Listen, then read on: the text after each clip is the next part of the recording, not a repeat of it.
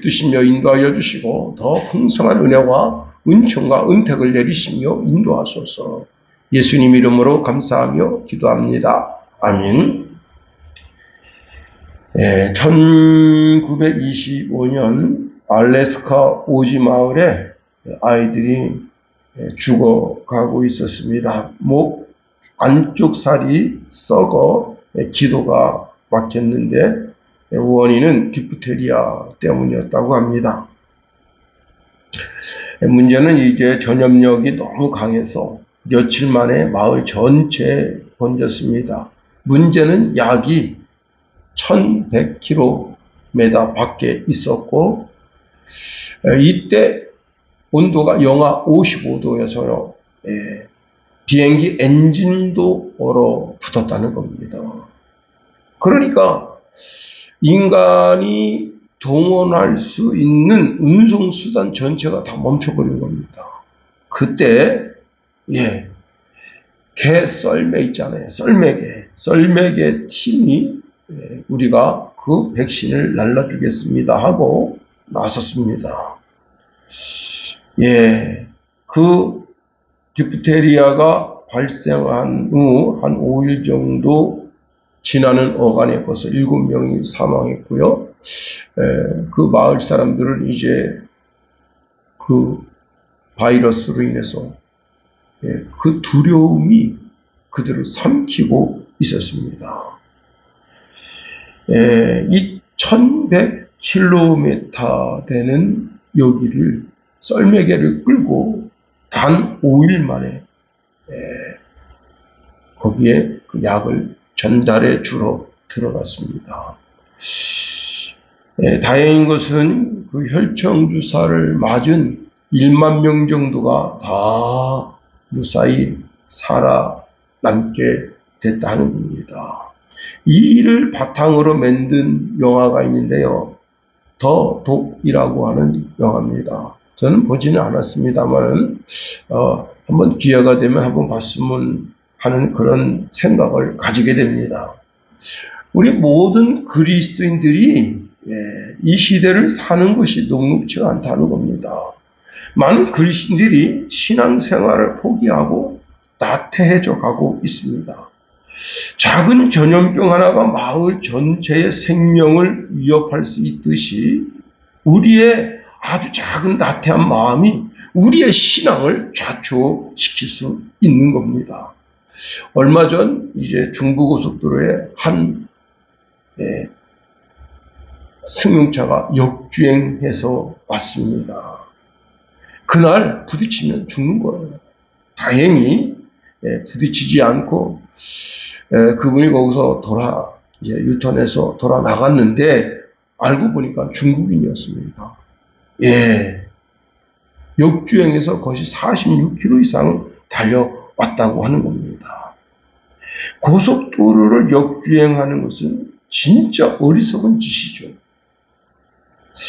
사도 바울도 이제 갈라디아 교회 성도들을 보면서 성령으로 시작하였다가 육체로 마치겠느냐고 책망합니다. 너희가 이같이 어리석으냐? 성령으로 시작하였다가 이제 육체로 마치겠느냐? 책망합니다. 우리 신앙이 역주행하는 신앙이 되면 안 된다는 거예요. 정도의 길을 걸어가는 신앙의 성도가 되어야 한다 하는 겁니다. 바울은 지금 로마 교도소에 처박혀서 생명이 꺼져가고 있습니다. 이에 믿음의 아들 디모데가 지금 에베소에서 목회자로 섬기고 있는데 디모데가 바울이 전해준 복음이 희석될까봐 염려하고 있습니다. 그래서 바울이 전해준 복음에 대하여 끝까지 신뢰를 잃지 말라고 눈물 어린 당부를 하고 있다고 하는 겁니다. 자, 디모데는 영적인 군사고 경계하는 자로서 또 목사로 부르심을 받은 사역자로서 올바른 사명감을 가지고 끝까지 충성할 것을 권면합니다. 오늘 본문의 말씀에 보면 자, 바울은 디모데에게 그의 평생 사역과 신앙을 통틀어 가장 위대한 부탁, 가장 무거운 부탁, 영적으로 가장 핵심이 되는 부탁을 하고 있습니다. 2장 8절 하반절에 보니까 예수 그리스도를 기억하라 말씀하고 있습니다. 저도 이 본문에 있는 말씀을 빌려서 여러분에게 예수 그리스도를 기억하며 살라고 권면 드리고 싶습니다. 그렇습니다. 디모데는 바울을 쫓아다니면서 신실하게 훈련된 사역자입니다. 그의 외할머니 그리고 어머니로부터 좋은 신앙 훈련을 받았습니다. 그러니까 디모데는 좋은 신앙을 가지고 있겠지, 좋은 신학적 바탕을 가지고 있겠지, 그렇게 우리가 당연히 생각할 수 있는데 시간이 지나면 그 신앙에 변질이 온다는 겁니다. 여러분, 디모데가 예수님을 모르겠어요? 그가 예수님을 잃어버리고 교회를 섬기겠습니까? 아니죠. 그러나 바울은 디모데에게 예수 그리스도를 기억하라고 말씀하고 있다고 하는 겁니다. 왜? 사람은 나약한 존재라는 겁니다.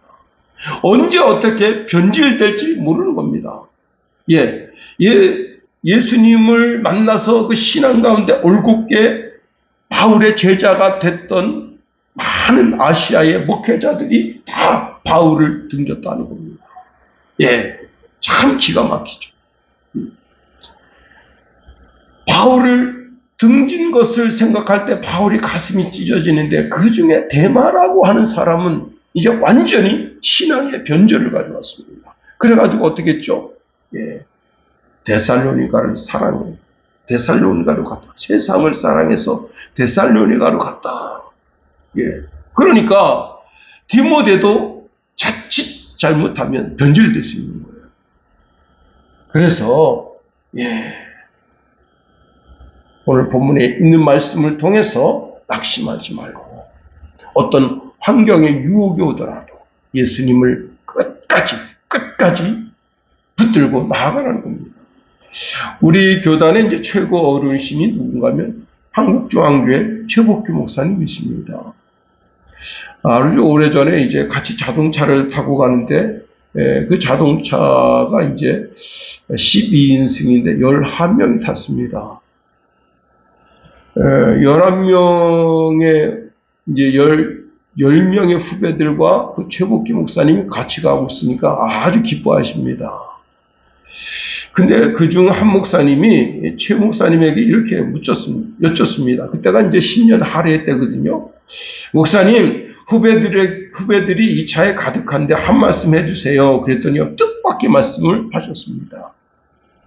여러분 목사님들 예수 잘 믿으세요. 깜짝 놀란 겁니다. 목사들이야말로 예수를 가장 잘 믿는 분들 아니겠어요? 그런데 그 늙은 노 목사님이 부탁하시는 말씀이, 여러분들 목사님들 예수 잘 믿으세요. 와, 저는요 그 말씀을 듣는데 막 전기로 제 몸이 지져지는 것 같은 그런 전륜을 느끼는 겁니다. 막 왜 이런 말씀을 하시지? 그렇습니다. 목사들이 예수 잘 믿어야죠. 목사들이 돈에 미쳐가지고 주식이나 들여다 쳐보고 있고, 그것이 하루의 기쁨이 되고 즐거움이 되면 성도들한테 무슨 말을 하겠습니까? 왜 영원한 나라 하나님의 나라를 바라보라고 어떻게 말하겠냐? 어제 땅값이 올랐네, 내려갔네. 말도 안 되는 소리죠. 바울은 디모데에게 예수 그리스도를 기억하라 말씀하고 있습니다. 이것이 디모데에게 영적인 유익을 주기 위함입니다. 그렇습니다. 자, 오늘 본문에 있는 말씀을 보면 바울은 디모데에게 부활하신 주님을 기억할 것을 말씀하고 있습니다. 디모데 후서 2장 8절에 보니까 내가 전한 복음대로 다윗의 씨로 죽은 자 가운데서 다시 살아나신 예수 그리스도를 기억하라 말씀하고 있습니다. 우리 예수님은 죽음의 권세를 깨뜨리고 부활하신 분이시다. 이 사실 하나만으로도 우리는 마음 든든하다는 겁니다. 그런데 여기서 바울이 사용하는 헬라어 동사의 시제를 우리가 조금 살펴봐야 한다는 겁니다. 여기 다시 살아나신 예수 그리스도, 이 헬라어 문법 구조를 보면요, 과거 어느 시점에 일어난 한 사건이 그 과거의 시점에서 끝나는 것이 아니라 지금도 그 사건이 계속 진행되고 있다라고 지금 시제를 그렇게 쓰고 있다는 겁니다. 다시 말하면 바울이 사용한 시제는 과거 사건이 현재까지 그 효력을 미치고 있기 때문에 그 효력이 지금도 미치고 있고 영원히 계속 그 효력이 영원까지 미친다라고 하는 개념으로 사용하고 있다는 겁니다.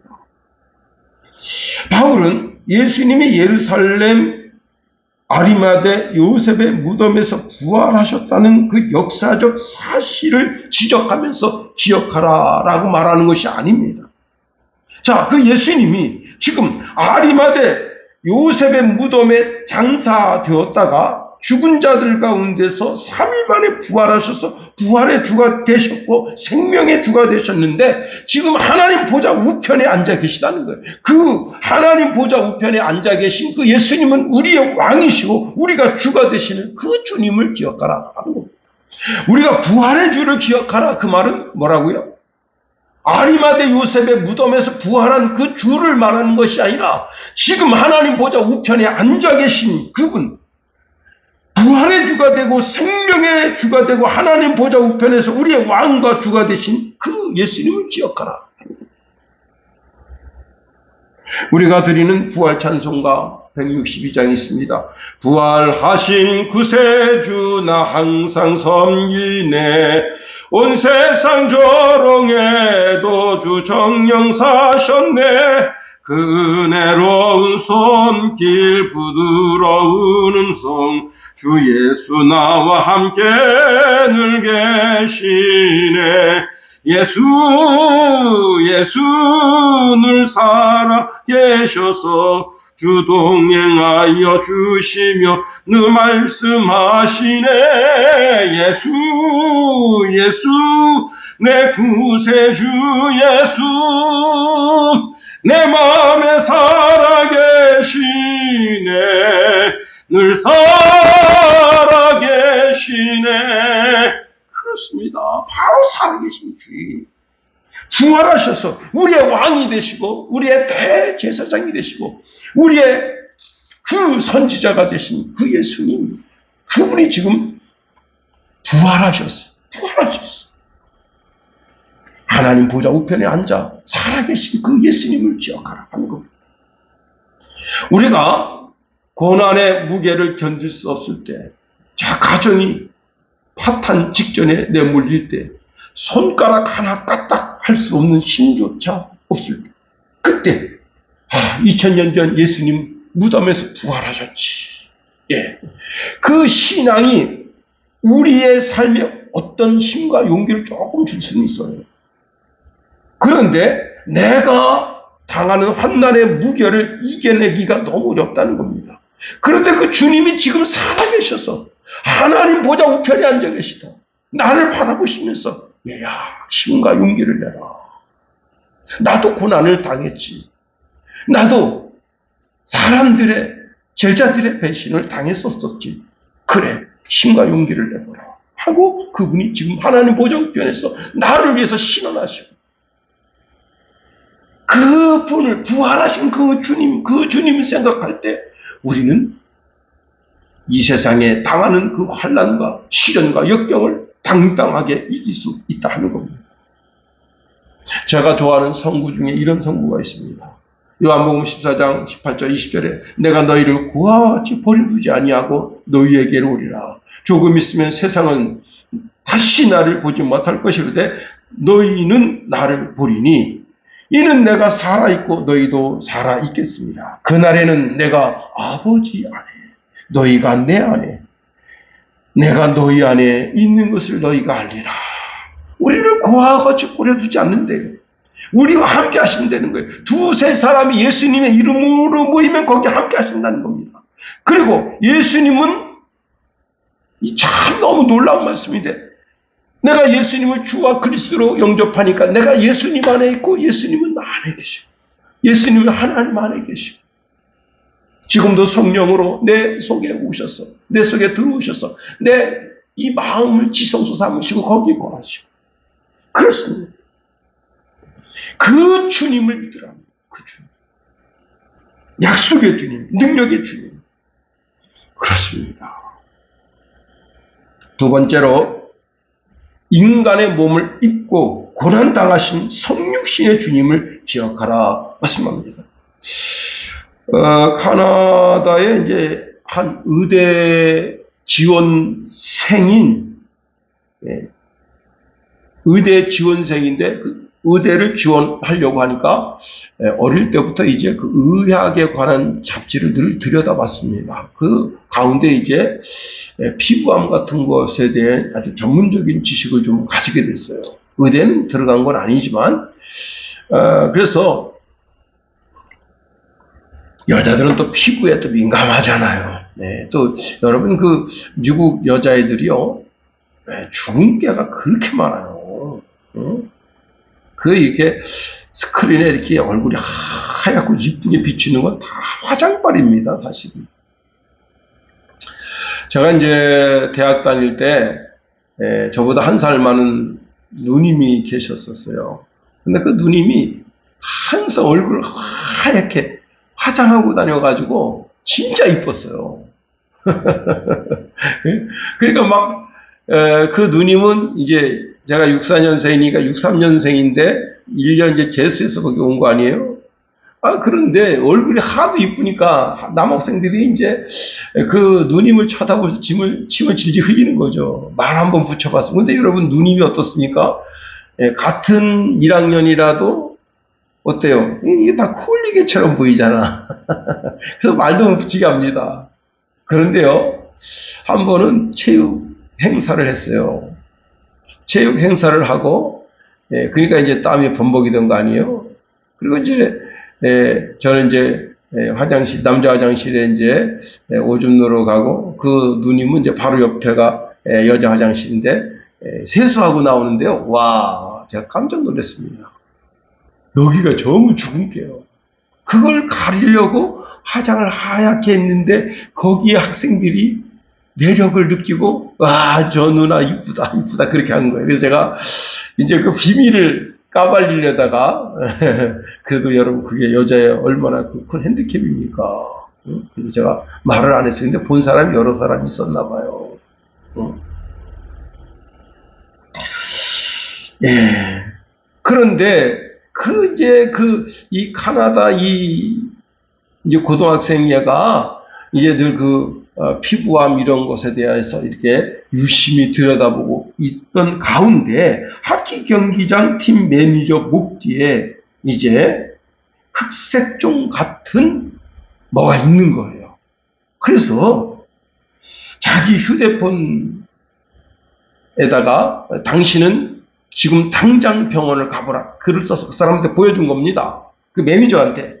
그래서 그 남자가 그 문구를 보고 그 경기가 끝나고 그날 즉시 병원에 간 건데 놀랄 일이 생겼습니다. 피부암의 일종인 흑색종이었던 겁니다. 그래서 그걸 수술했어요.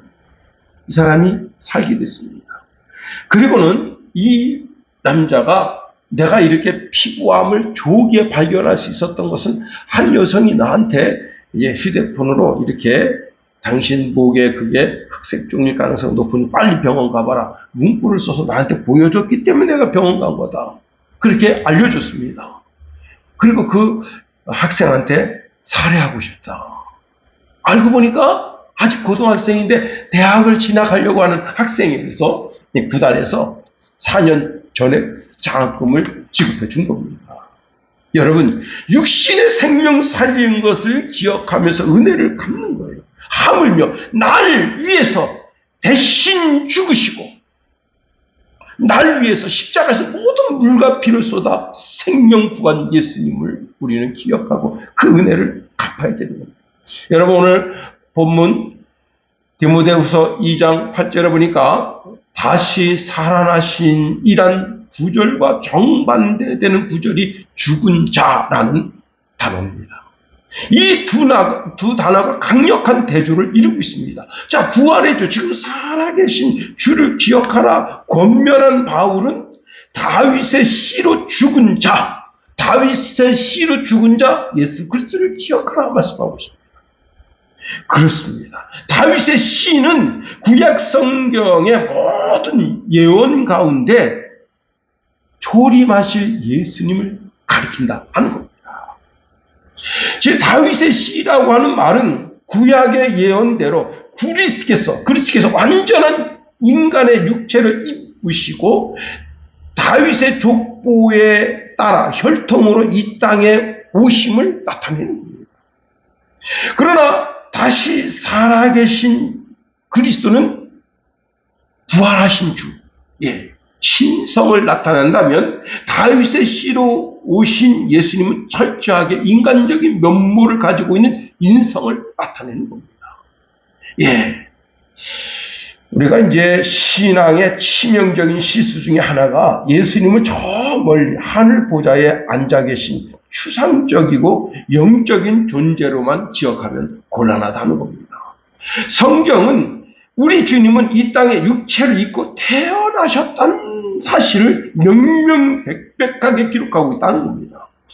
자, 인간으로 인생의 길을 걸으셨고 배고프셨고 목마르셨고 사람의 배신을 몸소 당하셨고 인간의 악랄함을 몸소 체험했고 여러분 대제사장의 법정에서 정말 인간적인 모독, 여러분 그 욕을 먹으면 사람의 그 마음이 찢어지잖아요. 그런 것을 겪으시고 또 빌라도의 법정에서는 전신이 찢기는 채찍질을 당하고 가시관을 써서 여기도 씌우고 손과 발의 못이 박히고 창자가 대장과 소장이 찢기고 심장이 간이 폐가 찢기는 그런 정말 있을 수 없는 그런 고통과 고난을 뒤집어 쓰는 것이 바로 육체란 말이에요. 육체를 입고 오신 예수님을 이야기하고 있다는 겁니다. 다윗의 씨라고 하는 것은 죽음을 상징한다. 죽음. 자, 부활의 주님은 영광의 주님으로 표현되지만은 다윗의 씨는 죽음으로 그리스도의 비하를 표현하는 단어라 하는 겁니다. 그래서 다윗의 씨로 죽은 자라고 말하고 있는 겁니다. 육신을 입은 자는 반드시 죽는다. 다윗의 씨로 오신 그리스도는 반드시 죽음으로써 이 땅에서 해야 할 사명이 있다는 겁니다. 다윗의 씨가 뭐예요? 놀랍게도 창세기 3장의 여인의 후손으로 오실 메시아를 상징한다는 겁니다. 그렇습니다. 주님께서 나를 위해서 십자가에서 모든 물과 피를 쏟아 죽을 수밖에 없었던 그 연약함, 죽음으로써 해야 할 사명을 이루는, 그래서 요한이 예수님을 가르쳐서 세상 죄를, 내 죄를 지고 하는 하나님의 어린 양이다 선언한 겁니다. 고린도전서 15장 3절에 보니까 내가 받은 것은 먼저 너희에게 전한 것이니 이는 성경대로 그리스도께서 우리 죄를 위하여 죽으시고 우리 죄를 위해 죽으시고. 그렇습니다. 이 세상에서 누가 내 죄를 없애려고 죽어준 자가 있느냐? 없습니다. 예수님뿐이라는 겁니다. 베드로전서 3장 18절에 보니까 그리스도께서 다음번에 죄를 위하여 죽으사 의인으로서 불의한 자를 대신하셨으니 이는 우리를 하나님 앞으로 인도하려 하십니다. 육체로는 죽임을 당하시고 영으로는 살리심을 받으셨으니. 그렇습니다. 저와 여러분을 위해서 죽으신 분이시다. 예수님은 육신을 입으시고 최고의 영광을 취하셨다고 요한복음 1장 14절에 말씀하고 있습니다. 말씀이 육신이 되어 우리 가운데 거하시매 우리가 그의 영광을 보니 아버지의 독생자의 영광이요 은혜와 진리가 충만하더라. 참 이 말씀 너무 귀한 말씀이에요. 예수님이 육신을 입으신 게 우리가 신학적으로 그걸 비하라 전하게 됐다는 거예요. 예수님이 하나님 자신이 아주 비천하게 됐다. 그런데 예수님은 그렇게 생각하지 않는다는 거예요. 예수님은 당신이 육신을 입고 온 것이 최고의 영광이라고 생각한다는 거예요. 왜?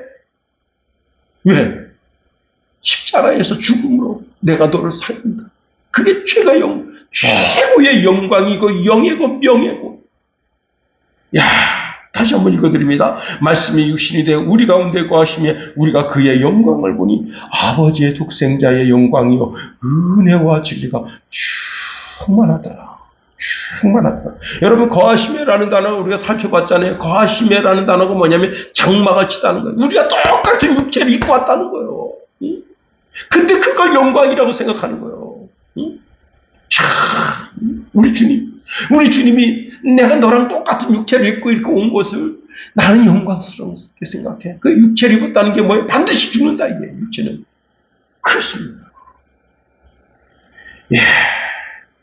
우리 가운데 육체를 입고 오신 그것을 영광스럽게 생각하고 내가 너를 위해서 죽어주마. 내가 너를 위해서 죽을게. 응? 너 죄를 내가 없이 해줄게. 야, 그 주님을 기억하라. 세 번째로 복음의 초점인 예수 그리스도를 기억하라 말씀하십니다. 바울은 복음을 기억하라 명령하고 있습니다. 자, 바울은 디모데에게 복음의 정수를 전해줬다는 겁니다. 자, 복음은 바울의 모든 일의 기준점이고 삶의 나침판이고 바울은 이 복음을 위해서 자기 목숨을 바친 겁니다. 바울이 평생 아시아에서 복음을 전했고 유럽에서 복음을 전했습니다. 그 복음을 전한 복음의 핵심 내용이 뭐냐면 바로 예수다. 사도행전 4장 12절에 보니까 다른 이로서는 구원을 받을 수 없나니 천하 사람 중에 구원을 받을 만한 다른 이름을 우리에게 주신 일이 없습니다. 말씀하고 있습니다. 바울과 디모데, 자, 오늘 이 시대 정신을 제대로 차리고 사는 목사들이라면 오직 복음, 오직 예수만 전하려고 몸부림쳐야 된다는 겁니다.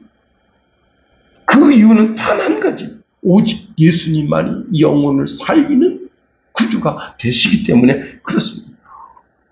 그렇습니다.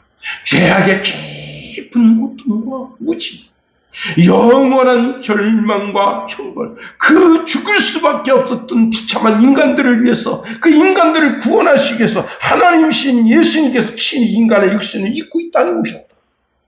그리고 우리와 동일한 삶을 사시고 우리의 연약함을 몸소 체험하시고 우리를 불쌍히 여기시고 마침내 십자가에 죽으시면서 다 이루었다 선언하시고, 다 이뤘다는 말이 모든 값을 지불했다는 겁니다. 모든 것을. 그리고는 3일 만에 죽음의 권세에서 이기시고 부활하셨어. 이게 복음의 핵심입니다. 복음의 핵심. 그렇습니다. 여러분, 목사가 대중 앞에서 설교하니까 모든 사람들 앞에서 당당하게 서겠거니 하지만 제가 이제 화요일날 시찰회가 있어서 시찰장이잖아요. 20여 분 목사님과 사모님들 앞에 설 때도 떨립니다. 노예 서기할 때는 우리 목사님들이 이제 많이 모이시면 160명 정도, 적게 모이면 한 120명 정도 모이는데 거기서 회의를 서기가 이게 사회를 보면서 회의를 인도하는데도 그때도 떨리는 거. 우리 삶에 떨리는 일이 왜 없겠어요? 우리가 예수님을 믿고 삶을 사는데 평화가 없을 때가 많다는 사실입니다. 살 떨리는 일이 많다는 겁니다. 그럴 때 우리의 마음의 평화를 추구합니다. 그런데 우리 마음의 평화를 추구하는 이런 것이 예수 믿는 복이라고 생각하면 예수 잘못 믿고 있다는 겁니다. 우리가 예수 믿고 마음의 평화가 싹 가시는 일이 많습니다. 기쁨이 사라지고 말할 수 없는 근심, 걱정, 염려가 내 심령을 짓누를 때가 많습니다. 감사할 이유들이 다 사라지고 그럴 때 우리는 어떻게 해야 됩니까? 날 위해 십자가에 달리신 예수님을 바라봐야 됩니다. 복음의 핵심 내용이 바로 예수님이고 십자가이고 죽음이고 그리고 다시 사심. 그것이 내 영혼의 진짜 복이라는 겁니다. 내 진짜 복, 내가 예수 믿고 진짜 복 받는 그 복이 나의 편안함, 내가 부를 추구함, 내가 좀 더 맛난 음식을 먹는 것, 좀 더 좋은 옷을 입는 것, 그런 것으로 그게 예수 믿는 복이라고 생각한다면 그 사람은 크게 실수하는 거예요.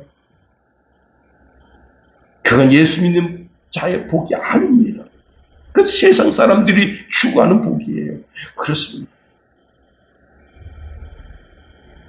진짜 복음은 내 삶에서, 내 안에서 이루어지는 것이 아니라 십자가에서 이미 이루어졌다는 겁니다.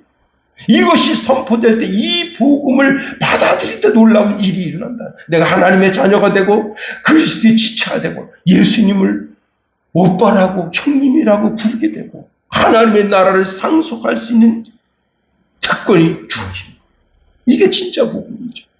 여러분, 가짜 복음에 주의해야 됩니다. 예수 믿었더니 야, 우리 사업이 잘 되더라. 그 예수 믿어서 사업 안 되면 그거는 저주받은 겁니까? 아니잖아요.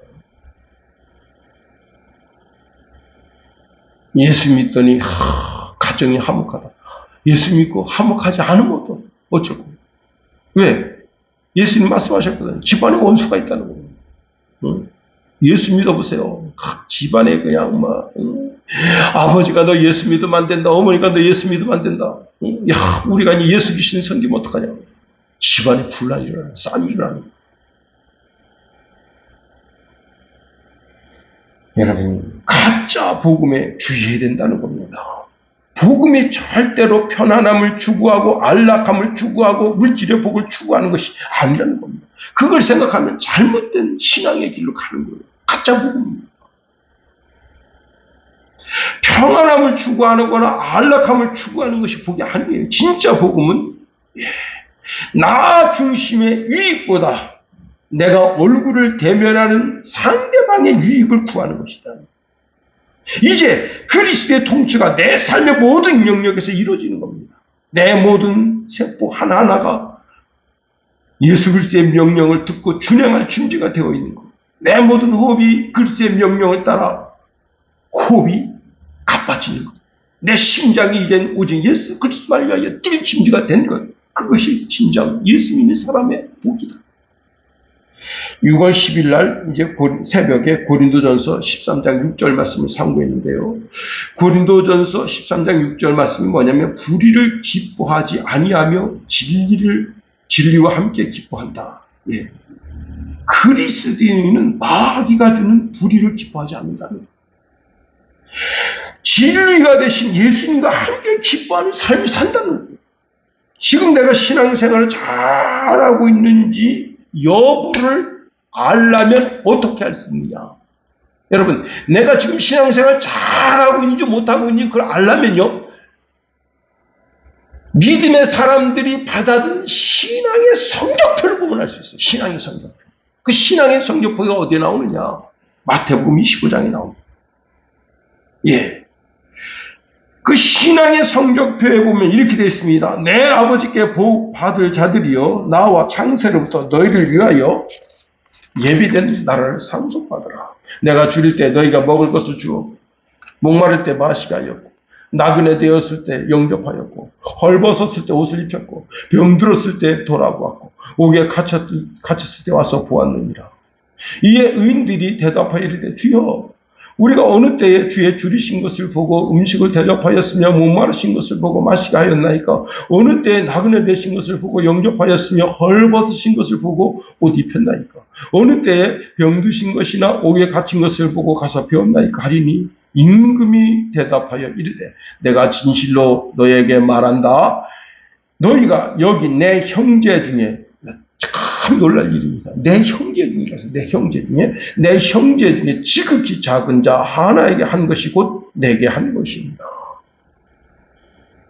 여러분, 복음으로 사는 자는 절대 자기 자신을 위해 살지 않는다는 거예요. 오직 그리스도의 얼굴을 대면하면서 사는 자라는 거예요. 자, 그런데 우리가 그리스도의 얼굴을 대면한다고 하는 게 뭐냐? 여러분, 부모님의 얼굴을 대합니다. 그리스도의 얼굴을 대면하는 것처럼 대면하라. 내가 형제들을 대합니다. 형제들을 대할 때 그리스도의 얼굴을 대면하는 것처럼 하라.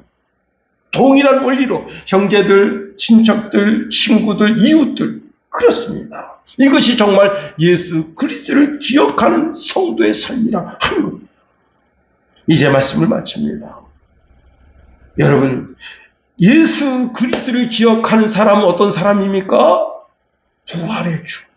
지금 하나님 보좌 우편에 나의 영원한 대제사장이시고 나의 왕이시고 나의 선지자로 계시며 나를 위하여 중보 기도하시는 그 예수님을 기억하는 신앙. 그것이 예수님을 기억하는 신앙입니다. 예수님을 기억하는 신앙은 어떤 신앙이냐? 예수님이 육신을 입고 이 땅에 오셔서 나를 위해서 철두철미하게 죽으신 그 예수님을 기억하는 것이 예수님을 기억하는 것이다. 예수님을 기억하는 것은 무엇이냐? 복음으로 사는 것인데, 복음으로 산다고 하는 것은 내가 얼굴과 얼굴을 대면하는 모든 사람이 다 하나님 자신이라고 보고 그들을 섬기며 사는 사람입니다. 사랑하는 성도 여러분, 예수 그리스도를 꼭 기억하세요. 기도하겠습니다. 하나님, 우리를 붙드시며 인도하소서. 우리